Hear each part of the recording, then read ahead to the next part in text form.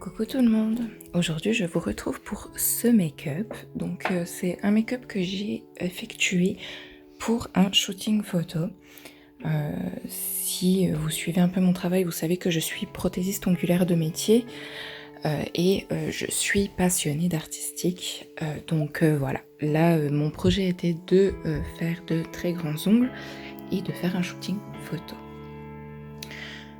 Et du coup, j'ai décidé de vous montrer comment je me maquille pour un shooting, sachant qu'il faut prendre plusieurs facteurs en considération, surtout la couleur des fonds de teint et des poudres.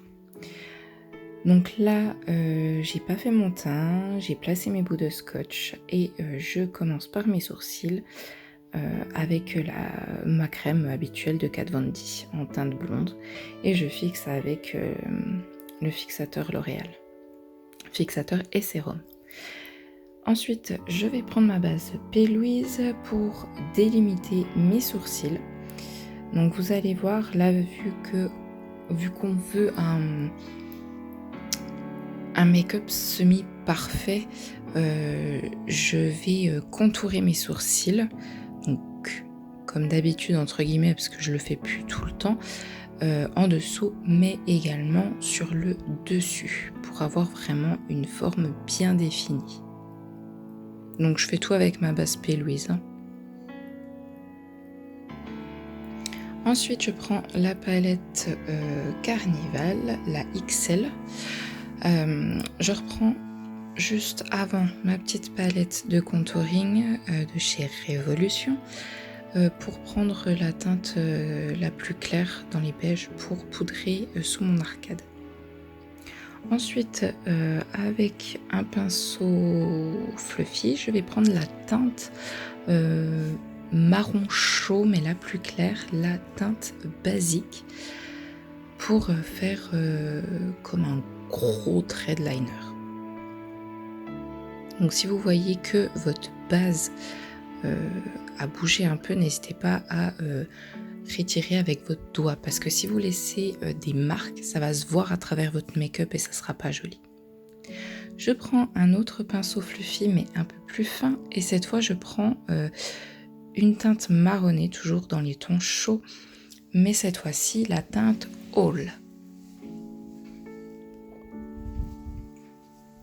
Donc pareil, je fais comme un espèce de gros liner, mais un peu plus petit que le précédent, et je vais bien flouter entre elles et reflouter l'extrémité de mon make-up.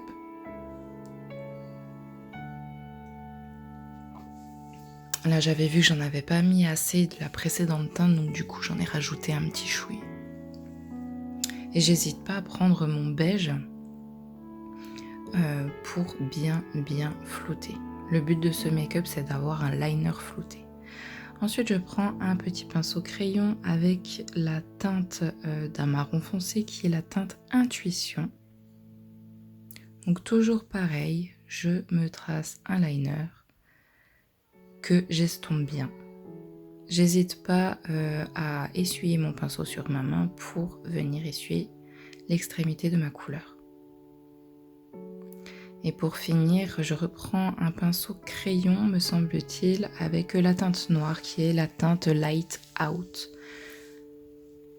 Pour faire encore une fois un liner, mais pour bien préciser et bien foncer. C'est ça qui va donner toute l'intensité au make-up. Vous pouvez faire ce make-up dans tous les tons que vous voulez, toutes les couleurs que vous voulez, mais le plus important c'est de terminer avec une teinte très foncé. Moi j'adore avec du noir, mais vous pouvez mettre avec du bleu nuit, avec du violet très foncé. Enfin voilà, du moment que vous restez dans du très foncé, à la limite du noir. C'est ça qui va donner tout le charme du make-up. Et aussi, comme je dis toujours, un bon floutage. Donc là j'enlève mon scotch, je me mets le sérum Herborian de la gamme Bambou, me semble-t-il. J'adore parce qu'il me floute la peau et fait un fini mat. Et là, je vais utiliser mon fond de teint de chez Charlotte Tilbury. Donc oui, c'est une teinte qui est plus foncée que ma carnation de peau, mais c'est fait exprès. Dans le sens où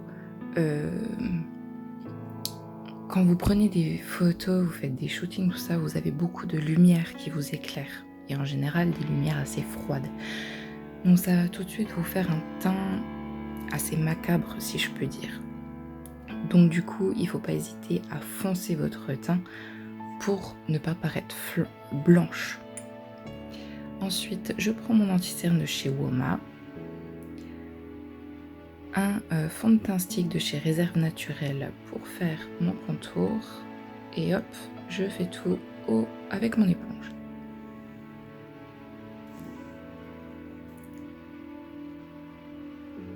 Donc quand c'est comme ça, il faut exagérer sur tout ce qui est contouring.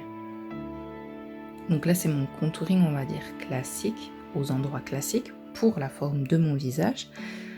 Mais d'habitude, ces derniers temps, je serais restée vachement à cette étape-là, je poudre et voilà.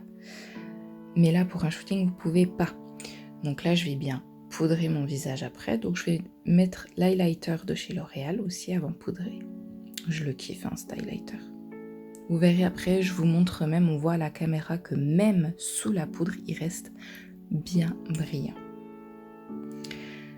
Je disais, même après avoir poudré, on va réintensifier à fond tout ce qui est contouring avec ma palette de contouring avec des fards poudre.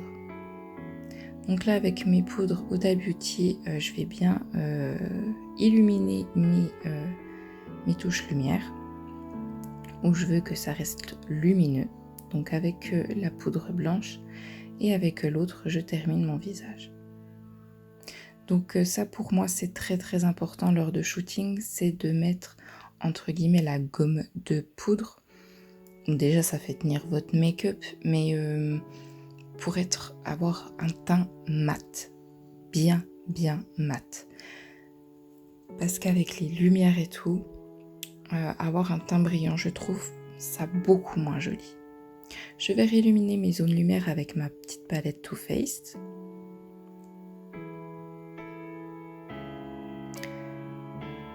Je reprends ma palette Révolution et je vais faire mon contouring. Donc je prends la teinte la plus foncée et la plus chaude pour que ça soit en raccord avec mon make-up. Vous avez vu, on voit à travers la poudre que mon highlighter est bien brillant alors qu'il a été poudré. Franchement, si vous pouvez l'avoir, achetez-le, il est vraiment pas cher et il vaut vraiment le coup. Je vais réintensifier mon highlight. Donc là, comme je disais, c'est pour un shooting, donc on est dans l'extrême. Je vais prendre une palette Révolution et je vais jouer avec 2 fards à joues. Désolée, c'est mon fils qui se réveille. Et pareil, je vais bien exagérer sur le fard à joues. Là, on ne le voit pas trop à la caméra encore. J'aurais peut-être dû intensifier encore plus. Un petit pinceau crayon et la magnifique teinte Splendour pour mettre à mon ras de cils inférieur. Ça va terminer mon make-up.